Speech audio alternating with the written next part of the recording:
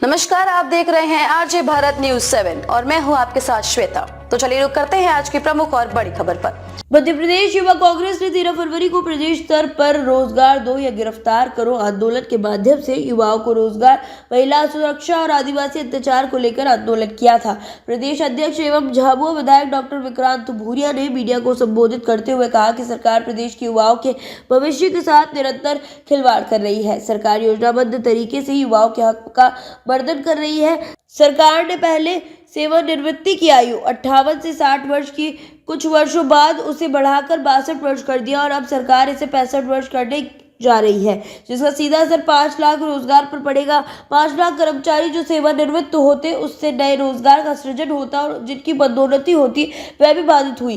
सरकार के इस रवैये से युवाओं की मानसिक क्षति हो रही है, जिसका हम निरंतर विरोध करते रहेंगे। अभी मैं और मेरे दोनों साथी युवा कांग्रेस के प्रदेश उपाध्यक्ष कुलदीप शर्मा एवं ब्योहारी विधानसभा अध्यक्ष पुष्पेंद्र पटेल 3 दिन तक जेल में रहे, लेकिन हम आगे भी निरंतर लड़ने के लिए तैयार है। डॉक्टर भूरिया ने बताया कि पटवारी भर्ती में सरकार पूर्णतः लीपापोती करने का काम कर रही है। हमारे प्रदेश स्तरीय आंदोलन को देखकर सरकार ने जल्दबाजी में पटवारी भर्ती में चयनित अभ्यर्थियों को नियुक्ति पत्र देने की प्रक्रिया शुरू करने हेतु पत्र जारी किया है, लेकिन पटवारी भर्ती पूर्णतः भ्रष्टाचार में लिप्त है, इसलिए हम इसकी जांच की मांग कर रहे हैं। जरा कल्पना कीजिए, एक ऐसा युवा जिसको ये जानकारी नहीं कि प्रदेश में कितने जिले हैं, वह परीक्षा का टॉपर कैसे हो सकता है।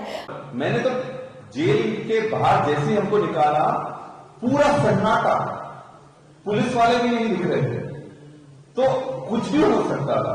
ना मेरे पास कोई मोबाइल था, ना मेरे को कोई लेने आया था, तो ऐसी क्या जल्दी थी? कम से कम मेरे लोगों को भी सूचना कर देते कि आप एक गाड़ी लेकर आ जाओ, गाड़ी से जो सिक्योरिटी गार्ड मिलते हैं वो साथ में आकर हम लोग निकल जाते। अब सेंट्रल जेल के बाहर खुला छोड़ दिया, क्या होगा क्या नहीं होगा, उन्होंने अपनी जवाबदारी से पलटा झाड़ लिया। बहुत बड़ी सुरक्षा की दृष्टि से बहुत बड़ी चूक है। एक एमएलए एक विधायक के साथ अगर इस तरह का बर्ताव करते हैं। यूथ कांग्रेस के और कांग्रेस दोनों के अकाउंट सीज हुए थे, उसके बाद बंद कर दिया। ये बताते हैं कि कितने घबराए हुए।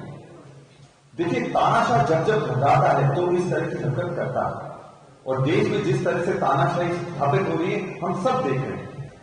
ये बोलने में बिल्कुल भी मेरे को किसी भी तरह की झिझक नहीं है कि मध्य प्रदेश भी केंद्र शासित राज्य बन गया है।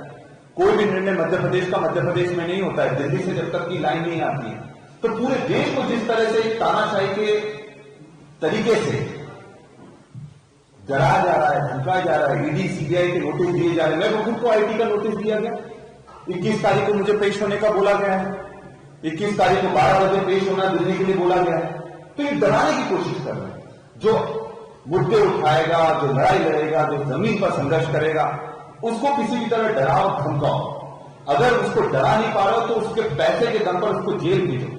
और अकाउंट सीज करना ये कहीं भी सही तरीका नहीं है। आपको लगता है फाइन करिए, अगर किसी ने कुछ गलत करा है हम कोर्ट में उसका जवाब दें, पर पैसे से तोड़ना, मानसिक रूप से तोड़ना और लालच से तोड़ना, ये राजनीति नहीं होती। ये गलत तरह की राजनीति इस देश में जन्म ले रही है और इसका जबरदस्त खामियाजा आने वाली पीढ़ियों को भुगतना पड़ेगा।